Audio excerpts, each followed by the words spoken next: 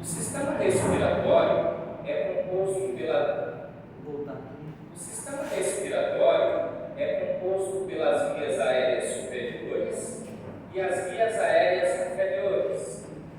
As vias aéreas superiores compreendem o nariz, a cavidade nasal, a faringe e a laringe. As vias aéreas inferiores compreendem a traqueia, os brônquios, os bronquíolos e os alvéolos.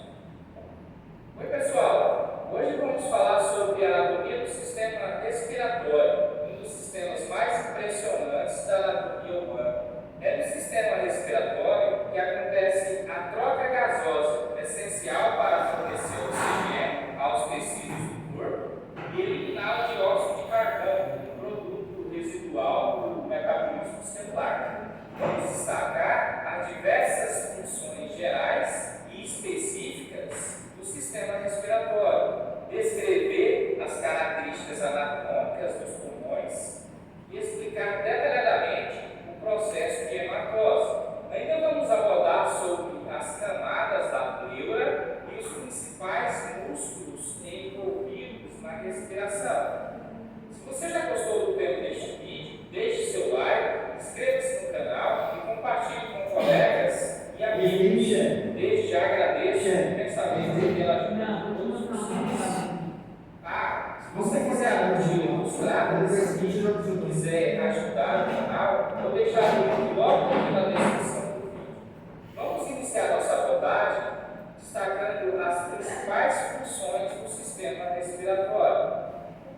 O sistema respiratório possui funções gerais e cada estrutura possui funções específicas. Podemos citar como funções gerais a ventilação pulmonar, a troca gasosa, conhecida como hematose, a regulação do pH, a regulação da pressão arterial, a função imunológica, a função de filtração respiratória e a função de filtração venosa. A ventilação pulmonar envolve o movimento da entrada e da saída de ar para os pulmões, a qual chamamos de inspiração e expiração. Com relação à troca gasosa, chamada de hematose, nos pulmões ocorre a troca de oxigênio, O2, do ar inspirado, pelo dióxido de carbono, CO2, produzido pelo metabolismo celular. Isso ocorre nas membranas e nos capilares dos alvéolos pulmonares. Com relação à regulação do pH, a eliminação de dióxido de carbono pelo sistema respiratório ajuda a regular o equilíbrio ácido-base do corpo, mantendo o pH adequado dos líquidos corporais. Os pulmões auxiliam na regulação da pressão arterial, através da produção da enzima conversora de angiotensina, conhecida popularmente como ECA, que é produzida nos vasos sanguíneos pulmonares. O sistema respiratório ainda possui função imunológica, pois atua na defesa do corpo contra micro-organismos e partículas estranhas, contendo em seu tecido uma grande quantidade de macrófagos. O sistema respiratório ainda desempenha a função de filtração respiratória, pois remove partículas estranhas, poeiras e patógenos presentes no ar inspirado. O sistema respiratório ainda é responsável pela filtração venosa, uma vez que todo o sangue passa pelos pulmões, permitindo a remoção de pequenos coágulos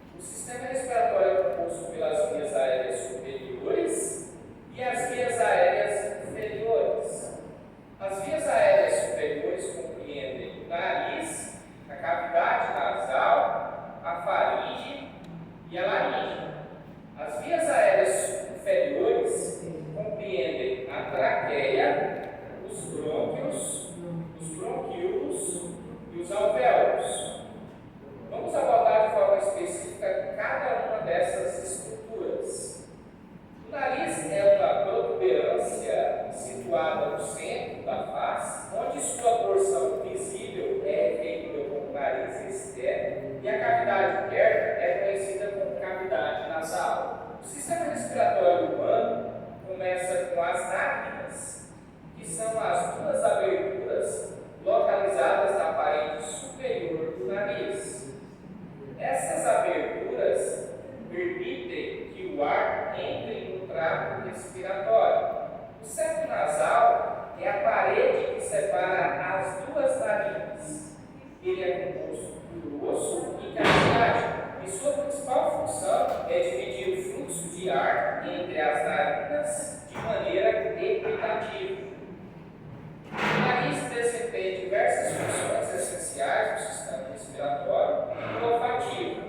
Algumas das funções do nariz incluem a filtração do ar, umedecimento do ar, aquecimento do ar, olfato, direcionamento do fluxo de ar e produção de muco. As narinas contêm pequenos pelos e bulbo que ajudam a capturar partículas estranhas, poeira e micro-organismos presentes no ar inalado. Esse processo ajuda a impedir que substâncias prejudiciais alcancem os pulmões. O nariz adiciona umidade do ar expirado, o que é importante para manter as membranas mucosas úmidas do trato respiratório. Isso ajuda a prevenir a irritação e a secura das vias aéreas. O ar inalado é aquecido à temperatura corporal antes de atingir os pulmões. Isso é crucial para proteger as delicadas estruturas pulmonares do choque térmico. As células olfativas, localizadas no epitélio olfativo, na parte superior das cavidades nasais, permitem que percebamos odores. O nariz desempenha um papel vital no sentido do olfato, que está diretamente ligado ao paladar e à identificação de substâncias no ambiente. A estrutura do nariz, incluindo o septo nasal, ajuda a direcionar e distribuir uniformemente o fluxo de ar que entra no sistema respiratório. Vamos falar agora sobre a faringe. A faringe é conhecida popularmente por garganta. É um órgão tubular localizado na parte posterior da boca e do nariz e se estende até a laringe e o esôfago. Ela desempenha um papel crucial tanto no sistema respiratório quanto no sistema digestivo, pois serve como uma via comum para o ar e para a condução dos alimentos do sistema digestivo. A faringe é dividida em 3 regiões anatômicas: nasofaringe, orofaringe e laringofaringe. A faringe desempenha um papel fundamental na passagem do ar inalado da cavidade nasal oral para a laringe, que está conectada às vias respiratórias. Além disso, a faringe também está envolvida no processo de deglutição, ajudando a direcionar o alimento para o esôfago durante a ingestão. Vamos falar agora sobre a laringe. A laringe é um órgão localizado na parte anterior do pescoço, situado entre a faringe e a traqueia. Também é comumente chamada de caixa de voz, pois desempenha um papel importante na produção de som. Algumas das principais funções da laringe incluem passagem de ar, a produção de som, proteção das vias respiratórias e controle do fluxo de ar. A laringe serve como um canal pelo qual o ar passa da faringe para a traqueia. Contém a epiglote, uma estrutura que fecha durante a deglutição, ou seja, quando estamos engolindo, para evitar que alimentos entrem nas vias respiratórias. A laringe contém pregas vocais ou cordas vocais, que são músculos e membranas localizados dentro da caixa de voz.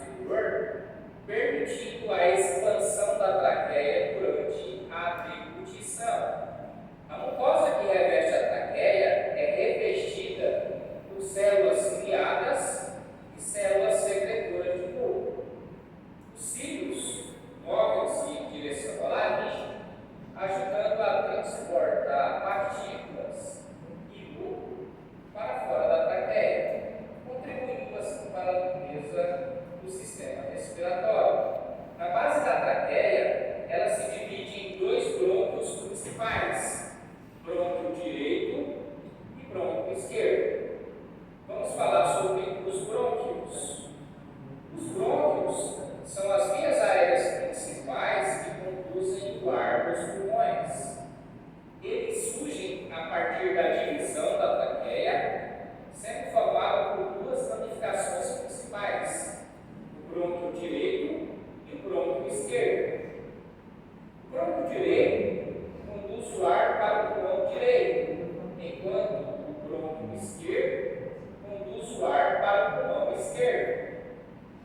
À medida que os brônquios principais entram nos pulmões, eles se dividem em brônquios menores, chamados brônquios lobares, que correspondem aos lobos dos pulmões, e posteriormente em brônquios segmentares, que fornecem ar para segmentos específicos dos pulmões. Assim como a traqueia, os pulmões possuem uma estrutura cartilaginosa para manter a permeabilidade e a forma das vias aéreas.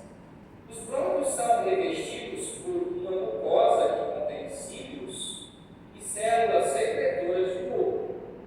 Os cílios ajudam a mover partículas e muco para fora das vias aéreas, contribuindo para a limpeza do sistema respiratório. Os brônquios têm a função de conduzir o ar expirado até os alvéolos, onde ocorre a troca gasosa com o sangue. Os brônquios contêm músculos lissos em suas paredes, o que permite um certo grau de controle sobre o diâmetro das vias aéreas. Isso é importante para regular o fluxo de ar e responder a estímulos como alérgenos ou irritantes. Vamos falar agora sobre os bronquíolos. Os brônquios dividem-se respectivamente em tubos cada vez menores, denominados bronquíolos. As paredes dos bronquíolos contêm músculo liso e não possuem cartilagem. Os bronquíolos possuem uma camada significativa de músculo liso em suas paredes. A contração e o relaxamento desse músculo liso controlam o diâmetro dos bronquíolos, regulando assim o fluxo de ar para os alvéolos. Os bronquíolos também fazem parte do sistema de defesa do sistema respiratório. Eles contêm células ciliadas e células secretoras de muco que ajudam a limpar as vias aéreas de partículas e micro-organismos. Eles são responsáveis por finalizar o transporte do ar dos brônquios até os alvéolos pulmonares, onde ocorre a troca gasosa. Vamos abordar agora sobre os alvéolos. Os alvéolos são pequenos sacos de ar localizados nas extremidades dos bronquíolos, responsável pela troca gasosa entre o ar e o sangue.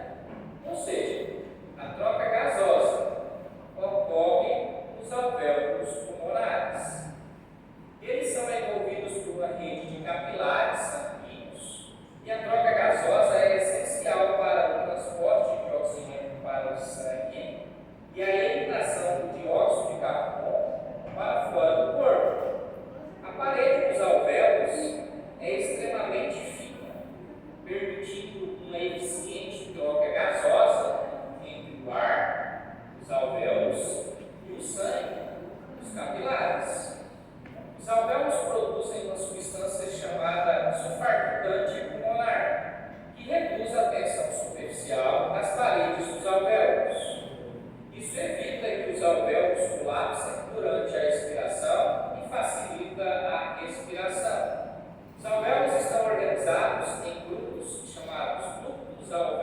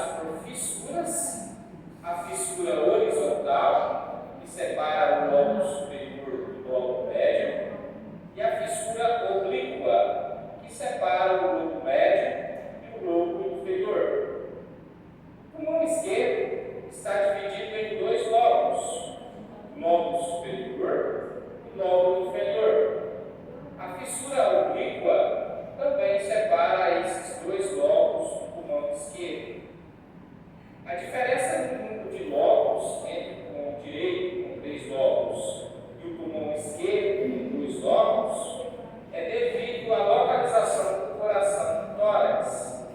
O coração ocupa espaço no lado esquerdo, limitando o espaço disponível para o pulmão esquerdo. Internamente ao tórax, temos a pleura, que consiste em uma membrana serosa que reveste os pulmões e a cavidade torácica. Ela é composta por 2 camadas principais: a pleura visceral, também chamada de pleura, e a camada mais interna, aderente aos pulmões. E a pleura parietal, que é a camada externa e reveste a parede interna da cavidade torácica.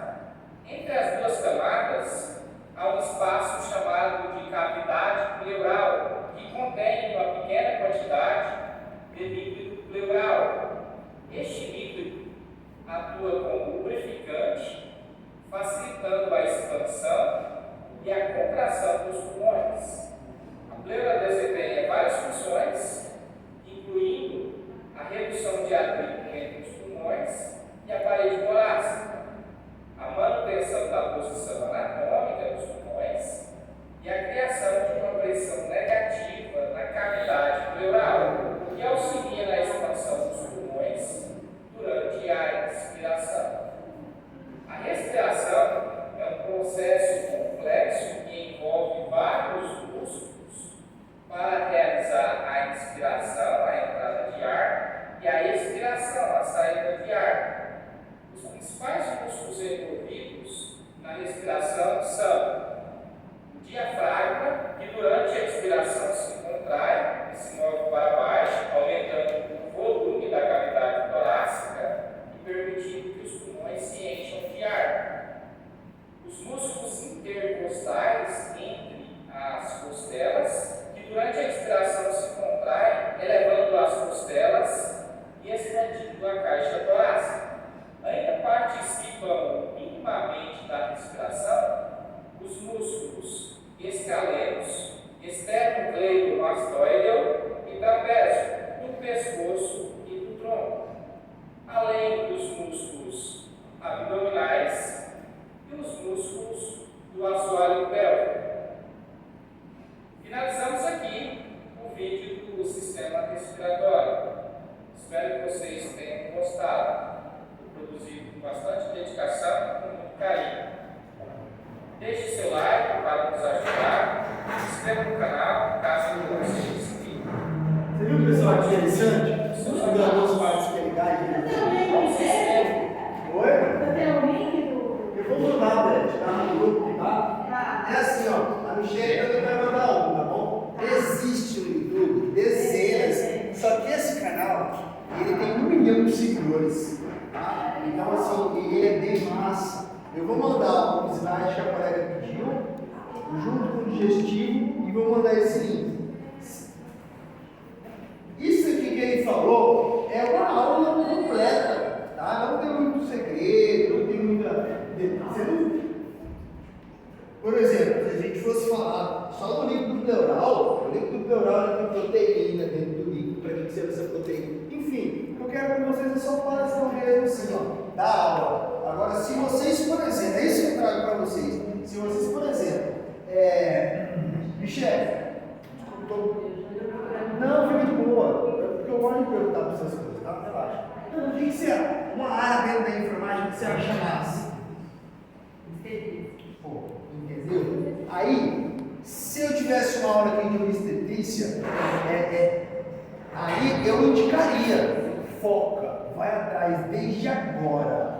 Mas vamos supor que você gosta do sistema respiratório, você não é médico, mas vamos supor que trabalha na clínica de pneumologista, né? E aí você começa a entender um pouquinho. Putz, é muito massa você estar numa clínica que você manja. Eu coloco isso de exemplo para mim, médico, não trazendo eu como referência, tá? Eu não sou referência, estou dizendo que eu faço algumas buscas que dão diferença na hora do dia a dia. Então, por exemplo, eu faço prick teste em crianças, tá? Um teste alérgico. Ele falou dos macrófagos. Tá? Quem gosta de sistema imunológico vai estudar sobre tudo. Leucócitos, macrófagos, mastócitos e tudo mais. Agora, em cada região do corpo, ele tem um tipo de célula de defesa. Leucócito está no sangue. Macrófagos tem no sangue também, mas assim, especificamente tem em alguns lugares. O que eu quero dizer com isso é que quando uma mãe chega com uma criança lá para falar como é que é o prick test, eu dou uma aula para a mãe, em 5 minutos, 2 minutos, do sistema imunológico, da histamina, dos mastócitos que estão na pele. A mãe. Por isso que isso gera de. Quando eu falo isso, gente, é para dar no foco mesmo de vocês. Isso que gera grana, né? A médica, eu conheço a doutora Larissa, ela é alergista pediátrica, não tem Rondonópolis. Eu vou aumentar, tá? É a Ethel. Hã? É a Ethel, a Larissa é obstétrica. Não, Larissa. Pediatra. Larissa Lins. É isso que eu estou falando, não tem Rondonópolis 5. Eu vou aumentar, não tem Rondonópolis 10. Alergista pediátrica. E aí eu trabalho com uma. Se eu não souber comer um sistema imunológico da pele, só a consulta para você chegar lá é 600 conto. Entendeu? Então assim, eu não estou falando de dinheiro, eu estou falando de conhecimento. Se você tem conhecimento, você entra onde você quiser, irmão. Eu estou dizendo isso porque o marido dela, por exemplo, eu sempre referencio isso para vocês porque vocês são vencedores. O marido dela é major da polícia militar, velho. E se ele dá uma busca no meu nome, já era. Só que ele é meu amigo também, tá? Ele é meu amigo também. Só para vocês entenderem. Ele falou, cara, vocês vão estudar, ele estava com 16 anos. Com 16 anos eu já andava de carro da minha mãe. E ele andava de bike. E aí Pedro Gomes. Sabe Pedro Gomes? O sargento criança? Pedro Gomes. E a porra de Pedro Gomes, tomar cachaçinha e pá. Hoje eu estou me fudendo, estudando. O imposto de renda dele do INSS é todo no salário de home care, de clínica, Cara, então assim, o que eu quero trazer, Beth, é que. Beth é outra, né? É que Beth eu já lembro de Cazuza. Beth balanço. E aí, Cris. Minha memória tá conseguindo me regular ela, viu? Ritalina não tá me ajudando. Mas o que eu quero trazer para vocês é que dentro dos sistemas, escolha um para vocês falarem assim, esse daqui eu vou dominar, esse daqui eu vou pegar e ninguém vai me tirar esse conhecimento. Eu tenho certeza que uma hora o cavalo, quando ele passa, o rabo dele está vindo junto. Se eu agarrar essa oportunidade, já era. Só que a oportunidade só aparece para quem está preparado. E se você não estiver preparado, você nem vai ver o rabo. Eu falo, já foi o cavalo. É uma metáfora que eu estou falando, mas que você como mulher, eu respeito muito isso, a tua experiência, que eu sei que você já tem uma experiência profissional, você sabe que faz diferença em qualquer clínica hospitalar que a gente trabalha. Seja pediátrica ou obstétrica. Por exemplo, eu não curto obstetrícia. Mas lá na clínica Lepeti, onde eu faço os atendimentos, tem as únicas doulas, uma das únicas doulas que tem, que são colegas minhas da FMT. Eu lembro quando a gente estava junto, as gurias. É da idade? São 3 meninas. São viciadas. Elas pegam a obstetrícia e injetam. Fica louco, sim, estou dizendo uma metáfora também. Porque quando chega alguém para fazer. Vai medir autouterina, por exemplo, vai fazer, o enfermeiro agora sai na resolução que ele pode fazer ultrassonografia, elas vão fazer ultrassonografia e tal. Eu vejo elas conversando, eu falo, porra, eu não vi isso, eu nem sei o que ela está falando. Entendeu? E elas são meus colegas de profissão. Eu nunca camadas da pele, não sei o que, a placenta tem esse tipo de célula ali. Eu falei, velho do céu. Mamãe falou assim, vergonha, eu me senti envergonhado. Mas aí eu me olho no espelho e falo assim, opa, que coisa que eu entendo pra caramba. Eu entendo disso aqui pra caramba. E outra, eu tô fazendo baby teste, elas não estão ouvindo você tem que se valorizar onde você está, mas escolher um movimento. Quando eu falo movimento, eu digo não é movimento, escolher uma área, né, de atuação que você vai se focar. Então, se o Michele fala, pô, eu curto obstetrícia, Michele, vai chegar um dia, vai chegar uma matéria, eu não sei como é que é a grade curricular daqui, né? Mas vai chegar um semestre que vai ter aula de saúde da mulher. Eu dou aula de políticas de saúde da mulher, tá? Então, assim, eu entendo muito de CCO. Acho que não sei fazer CCO, eu fiz muito CCO no Jardim Atlântico, mas com muito preconceito. Você chega lá e diz, ô José, fica só mulher, com todas as características com respeito a ela e tal, uma troca ideia que a gente já teve um pouquinho, o homem vai fazer CCO na mulher. Alguém sabe o que é CCO aqui? Os homens? Os homens sabem? A mulher sabe. CCO é o colpocitopatológico, ou o exame preventivo do colo de útero. Você coloca, com respeito, assim, estou dizendo, um espéculo na vagina da mulher, você vai abrir e você vai observar o colo do útero. Quando você observa, se você tiver conhecimento, você já consegue ter, pelo cheiro, se tiver movimento, né? Se tiver odor, pelo cheiro, você já sabe o tipo de patologia, coloração. E aí você tem a espátula de ar, a escovinha, coloca na lâmina, passa o fixador, coloca no laboratório. Só que você tem que saber os resultados que tem que dar, se tem resultado de quantos anos. Você tem que saber um monte de coisa. Você tem que saber que idade começa a fazer, que idade não pode fazer, de tantos e tantos anos, blá, blá, se faz menstruada, se não está menstruada, se fez sexo, se não fez sexo. Está vendo como é um planeta interno dentro só de um exame? Então, assim,